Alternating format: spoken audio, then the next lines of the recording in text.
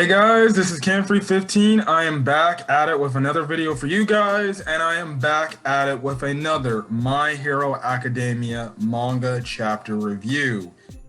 And man, talk about a crazy, a pretty interesting, and even at the end of this chapter, pretty emotional when it came to Deku and his mother. It still gets me almost to the point of tears from, that whole thing.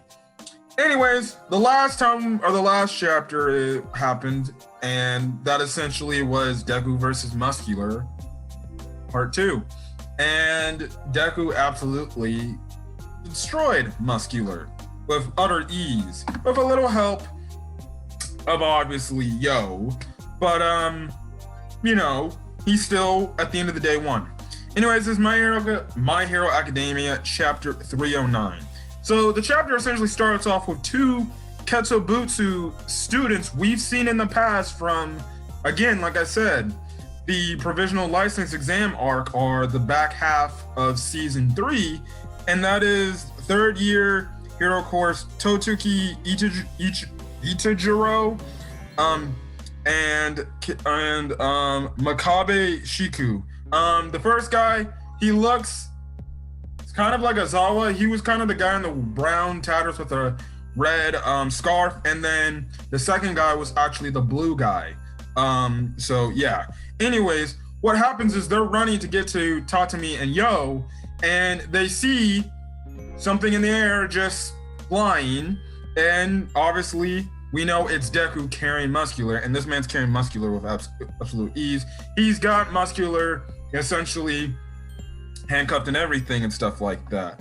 So yeah, that's when Tatami is looking up, and she's like, I hadn't thanked him yet, and stuff like that. And then what I would say is a generous thing from the side people, the civilians, is they're like, okay, look, your friend, your boyfriend, he's clearly in bad shape. Come on, as long as you give us our space, we'll take care of him, we'll rest him back, and we'll be cool.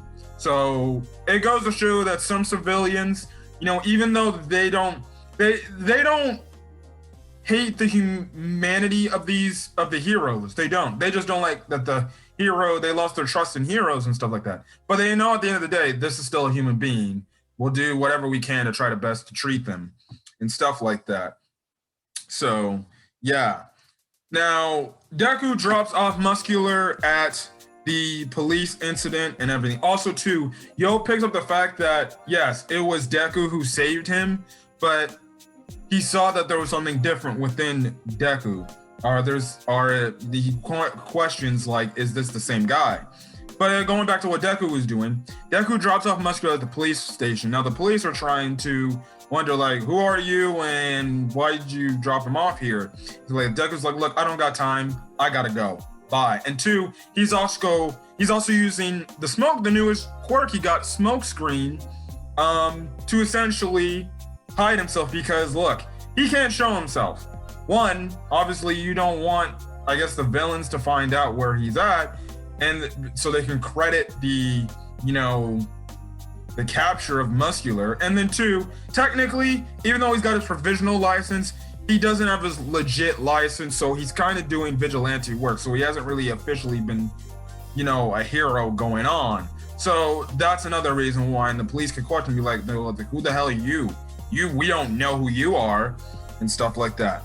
Anyways, Deku leaves, and then, what is it? He goes on to say that Danger Sense, as about time, have finally calmed down and stuff like that. He calls All Might, and then he tells him he'll be there in a few seconds, and we actually see All Might in this alleyway wearing these glasses or goggles, whatever they are. Deku lands there, and essentially All Might asks, do you have any injuries and stuff like that? And Deku's like, no, got no injuries and stuff and things like that.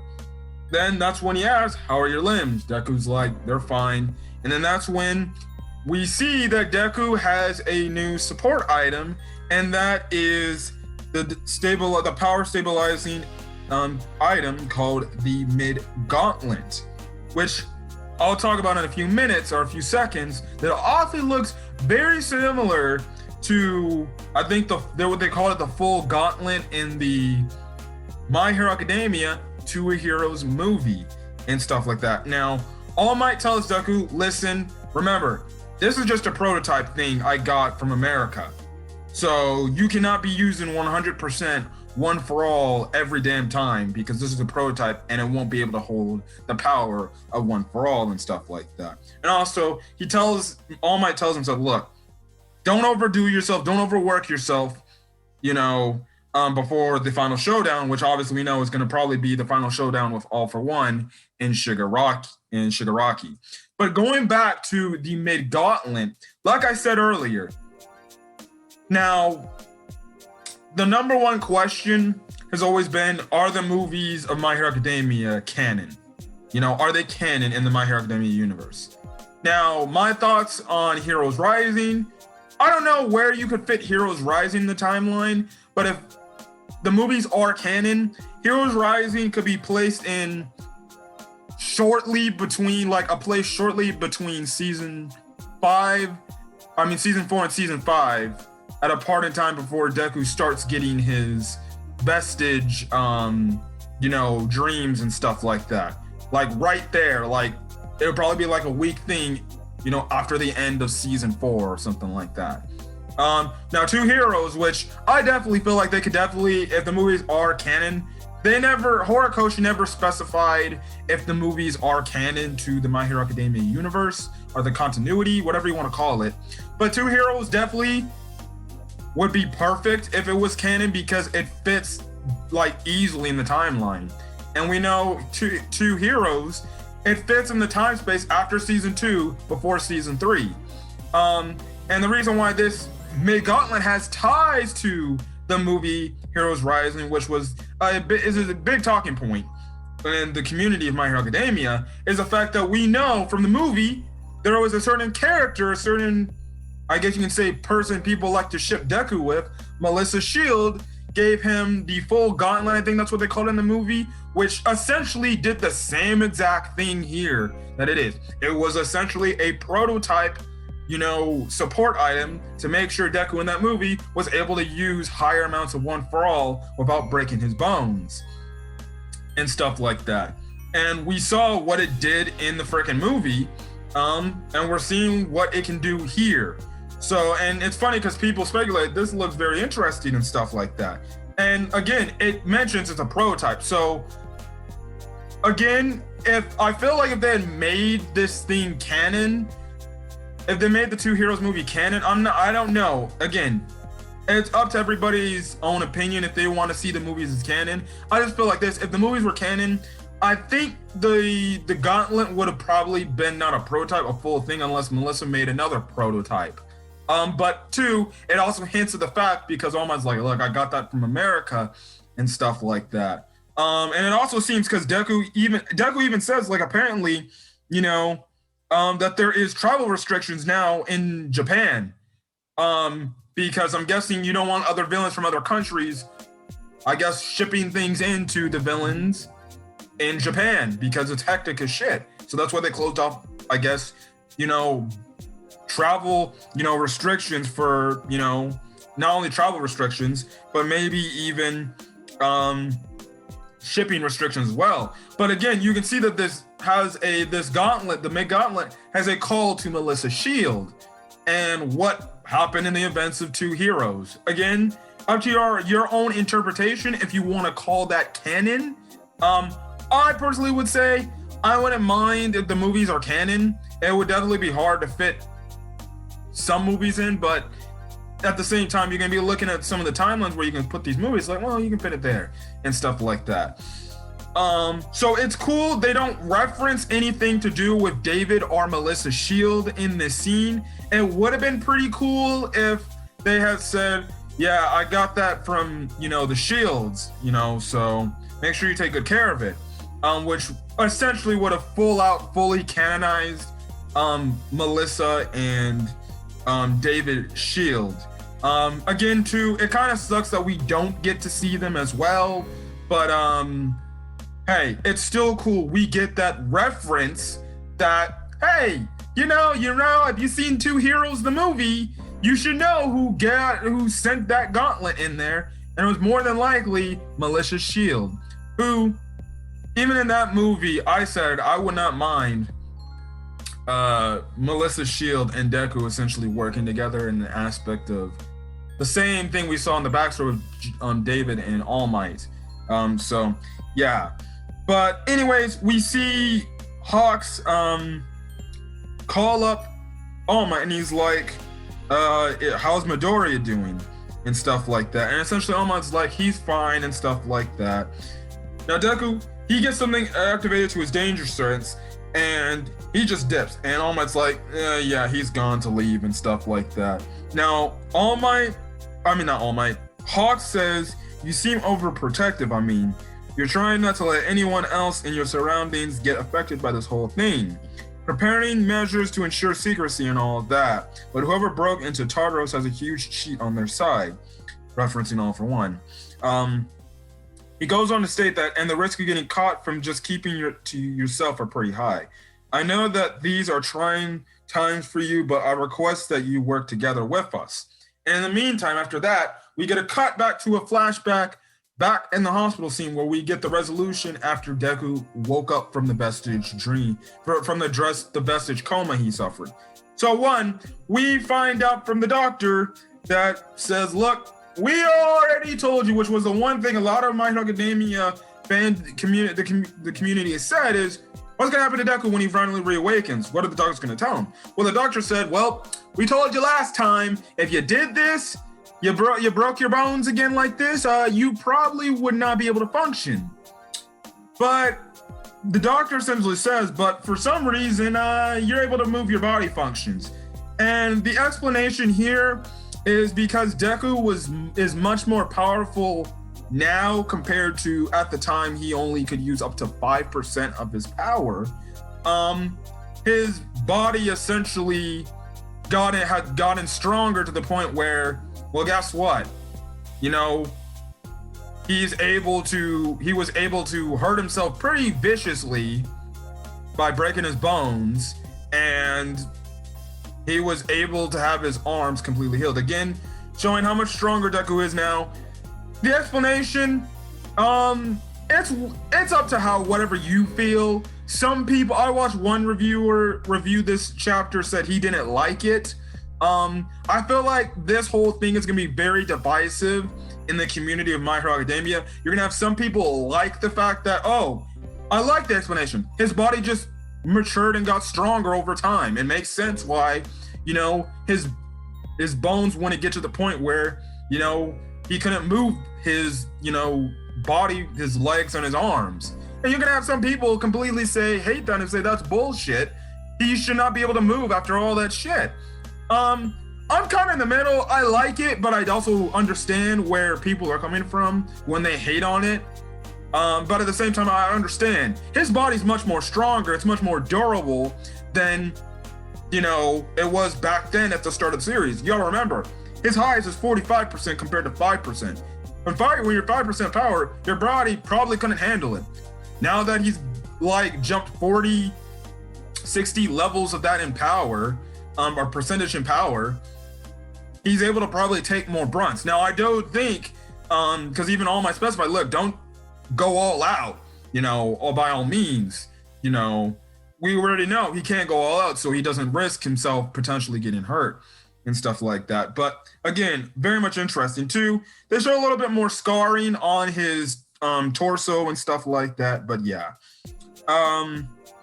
Then that's when we get the emotional scene of the chapter where eventually you have Inko Midoriya ask All Might, could you please tell me what Deku's quirk is? And that's when All Might gives her the rundown of One for All and everything that it's about and what Deku's currently doing and stuff like that. She eventually asks him what happens next. And even All Might brings up the fact, like, look, his quirk can only could be transferred to individuals who are quirkless and stuff like that. So Midoriya's mom asks, what's next then? And All Might's like, we're prepared to protect him at all costs. You know, if it's in UA. But that's when Deku already made his mind up from that point on in the hospital bed, he's like, yo, I'm not going back to UA. And the reason why is he doesn't want the people he cares about, his friends, you know, to get hurt like that again in the battle he just was in, you know, and stuff like that. And that's when you have Inko Midori is just like, no, you can't do this. You know, I don't care. You know, look at you right now. You're like in the bed, hurt like always, and stuff like that. And I don't want you to do this. And it kind of, when I was reading the scene, it kind of reminded me of the scene back in Dragon Ball Z when after they beat the Saiyans. It was somewhat similar to the scene with Gohan and Chi-Chi when Chi-Chi was kind of enforcing her morals, saying, no, you're not doing this. You're done. You can't fight no more. And it's the same thing like Inko Midori. She's been going through this whole thing, drama fest with Deku all the time, you know, just to see him in a hospital bed again, and she's just wondering about his well-being. We know from that, in the first half of season 3, she's about to take him out of UA, because of what happened to him and stuff like that. And here, that's when Deku, you know, does similarly to like to Gohan in a way. I'm not trying to compare the two, but I just found it similar. But Deku is, look, I'm gonna get stronger and stuff like that. And that's when Deku grabs his mom's hand and he smiles. And then that's when Inko Midori is like, look, I was so happy for you. I laughed with you. I was happy then, but now, you know, she's obviously distraught. Like, it's a mother that's worried about her son, you know, and stuff like that. And then if you didn't, if this didn't hit you, man, or it didn't get you emotional, it got me emotional just thinking about this now. And it cuts back to the flashbacks of when Deku was much younger, wearing the All Might costume, playing around with his mom and stuff like that, where you pretend to be a hero and save his mom and stuff like that. And you get the panel where it's where it's Kid Deku and his much, I guess what some people would say when his mom looked more attractive back in the day, but I still think his mom's adorable and cute. But that's when, you know, you get the whole thing, like, she's like, thank you for saving me, Izuku-mai. And then that's when you have Deku, which if this doesn't cut onions for you, Deku's like, look, this is why I have to go save people now, you know. I'm not, you know, essentially telling his mom, look, mom, I'm not the little kid, the little Izuku-mite, as he was saying it, that I was years ago. I have to go save people, you know, more as Izuku-mite. And my God, if that didn't hit you, that was very emotional. And you get, again, then the panel is great. You have a shot where it shows the fast of them hugging and stuff like that. And then now you have a much older Deku hugging his mom and stuff like that. And he tells her, look, but don't worry about me. I will come back to you and stuff like that. And it's like, damn, you know, at the same time, I can understand his mom, but she has to be proud of the fact that he's living his dream. He's gonna do what he said he wanted to do since he was a kid and stuff like that. And, you know, it was nice and all. It was a nice scene and stuff like that. So yeah, next we get a call from Best Genius, and Best Genius is calling either All Might or somebody else. He says, you're coming with us? And he's like, no, sir. I mean, sure. I wonder if that's a good plan. Excuse my crude language, but we already have Deku serving as bait for Shigaraki to track down. I was wondering how effective it would be. Will we make sure to stay close by so that we may intervene quickly need be and stuff like that. So that again is a very interesting conversation. So it seems like they're already in this plan into the whole thing. Then Deku has a scene where he talks to Gran Torino in the hospital bed, tells him that he saw Nana Shimura, and essentially, you know, he kind of jokes about it. He's like, still crying in the afterlife, huh? Yes. You know, and he goes on to tell Deku, at least I ain't dead yet, so I can't rejoin you yet, Nana. Which, again, we don't know if Gran Torino was the, I guess you can say, baby daddy in this whole Nana-Gran Torino relationship. Again, to me now, I think I'm fully convinced now that the father of the family was Gran Torino. And I'm feeling that Gran Torino and Nana Shimura had a relationship. Like, a relationship. They gave birth to Shigarashi, or well, they're the son of Shigarashi's father and stuff like that. And I feel like Gran Torino, he's just not telling anybody. I feel like Gran Torino's Shigarashi's grandfather. I just feel it. I think without a shadow of a doubt, and especially the way he said it here. Now, I haven't read the official translation of the official manga chapter, which I'll do tomorrow and see if there's any changes. But he does make a man, but he's like, I'm not gonna join you yet, Nana. So we don't know. Some people have thrown out again the theory that Gran Torino and Nana Shimura were an item, you know, and stuff like that. And Gran Torino tells Deku, as for you, kiddo, don't be too stubborn about redeeming Shigaraki. Sometimes death can be a form of salvation too. Essentially telling Deku, like, listen, if you can't save him, you know, don't try to be like very persistent, very stubborn in trying your best to save him and try to turn him over to the good side and stuff like that. Like, if killing is the only way to get it out the way, listen, death for him might be a salvation because it will save his soul and stuff like that. And he tells him, don't forget that, or don't you ever forget that. And that's how he ends up getting Gran Torino's cape. And then the last panel says, time to repay the favor to the League of Villains, top 3 Deku and All Might, team up. So again, very freaking interesting. I don't know, since this is the unofficial manga chapter release date, or release of the unofficial manga chapters with the translations and stuff like that. We don't know if I don't know if there's gonna be a break, but it was a very influential chapter, very much of a chapter where you can cut onions up with the Deku and his mother scene, and definitely this this is getting crazy. And I can't say enough. I love the development Deku has gotten, and like I said, that's why I love the scene with him and his mom, where eventually he said, "Listen, I'm not the same Izuku Midoriya I was, you know, years ago when I was a kid pretending to be a hero when I was quirkless. Like, I'm like legit the one person that can save the entire planet, you know." And I like the fact that Deku, after this vestige thing, he realizes what his job is and what he needs to do. He can't mess around in school trying to be a hero as much as he can to learn to master his power. Like, they're in the end game, you know? One wrong move, that means everybody's gone. And I really do like the fact that they're putting a lot of development on our boy Deku. And again, I said it before, if you were not a Deku fanboy and you hated Deku from the start, you don't deserve the right to go on the fucking bandwagon. I'll give you credit. You could say he looks much more badass and he's definitely getting character development and stuff like that. And he's a much better character. But I always thought Deku was a really good character from the start of the show. People just didn't like him because he wasn't their ideal MC type of character. They catered more to the Bakugos and Todoroki. Now, I still like those characters. But it's like, geez, come on, people. Deku's still good himself. But other than that, guys, I want to get out of here. If you guys like the video, leave a like. Put in the comment section your thoughts on this week's manga chapter review, as well as hit that subscribe button if you want to get more My Hero Academia content.